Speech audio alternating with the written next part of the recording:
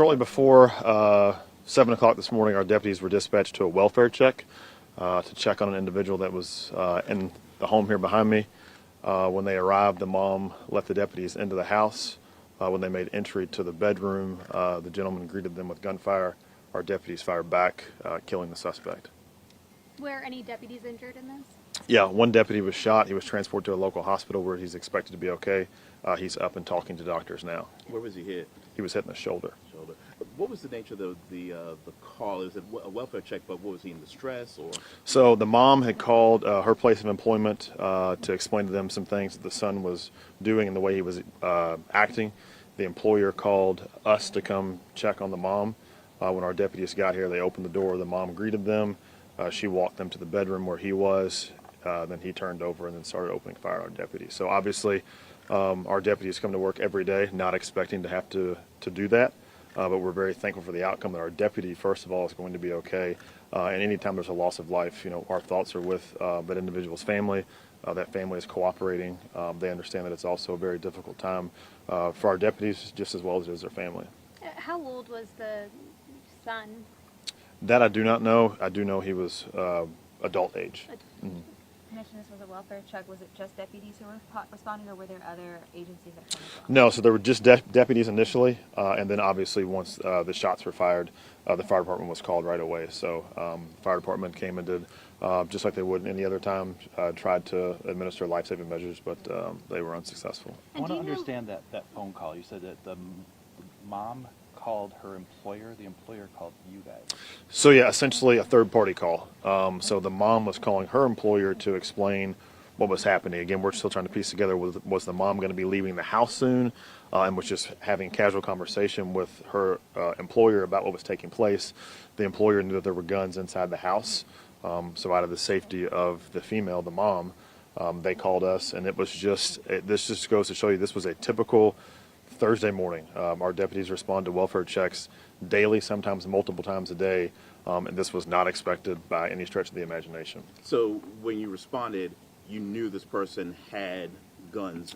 Yeah, so when we received the call, dispatch told us that there were guns inside the home. That obviously heightens our alert, but again, you just don't expect to respond to somebody's home for a welfare check and then have to do what happened today. And do you know, was there a history of calls to this house or issues? That's what we're still trying to figure out now. The GBI just got here, so the GBI along with our CID unit, they're trying to figure out, kind of piece it all together, put pieces of the puzzle to figure out what happened. And was anybody else in the home other than the mom and the son? Yeah, so there was a mom and another female. We're trying to figure out her relationship. We believe it was a sister. Again, they were not hurt. They're cooperating with detectives. They're at the sheriff's office now, being interviewed to try to figure out what was he like before that. Was it kind of a sporadic thing? Had it been going on for a while? Obviously, there was some type of mental illness or issue that was taking place to lead to where we are today. So our deputies also, we should mention, this is. Most deputies don't go their entire career and don't have to do anything like this. And we're talking people that are our age. We're talking 24 and 25-year-old young men and women who do this work, who are also going to be affected by this for the rest of their life. Because again, we don't come to work every day thinking of shooting somebody, and when we have to, it's difficult. The scene this morning was a lot different than what it is now because those deputies were so emotional because of what they had to do.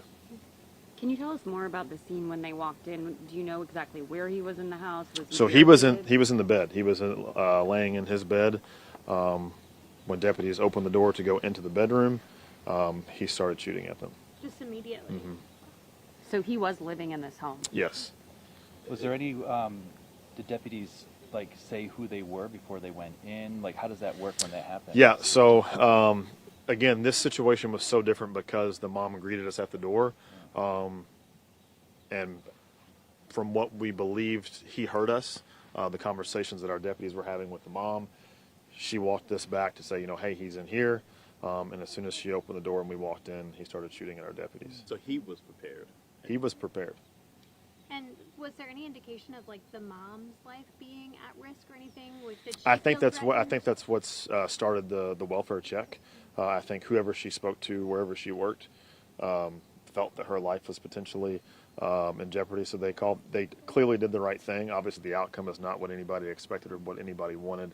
So yeah, it's a tough situation and a unique case because it just wasn't expected. I'm sorry. How many deputies were in the home? How many responded? And was the deputy who was hit the one who shot the fatal shot? So that we're trying to figure out for sure. So there were 4 deputies that were total in the room. The one who was shot, and then 3 other deputies. So those deputies, standard procedure for us, they're already back at the sheriff's office. Well, first of all, they went to the hospital to get checked out. They're back at the sheriff's office doing our internal investigation. And then, of course, they'll be on administrative leave pending the outcome of the investigation to make sure that we did everything the correct way. So now we'll figure out who the shooters were, what guns were used, all that type of stuff that we're still trying to figure out. So, and those guys need some time. They need some time to process what they saw, what took place, doing what you have to do, and then also consoling a family after doing what you just had to do is a tough job that most people will never experience. Which hospital was your deputy taken to? That I do not know, but I'll find out. Do you know that type of weapon? I want to say man, what he had, what type of weapon? That I do not know because there was more than one weapon in the house. I do know that. So based on how the inside of the house looks now, the outcome is a lot better than what it could have been. This is still a very soft and unique time for our agency. We lost a deputy 8 months ago who was shot and killed in the line of duty, and some of those officers that were here today were there that day. So that's still, in a month we're going to be at National Police Week in D.C. inscribing Brandon's name on the wall for doing the same thing. I mean, the deputy that was shot this morning is a miracle. Again, we're obviously extremely sorry the gentleman lost his life this morning, but we're also thankful that our deputy is okay.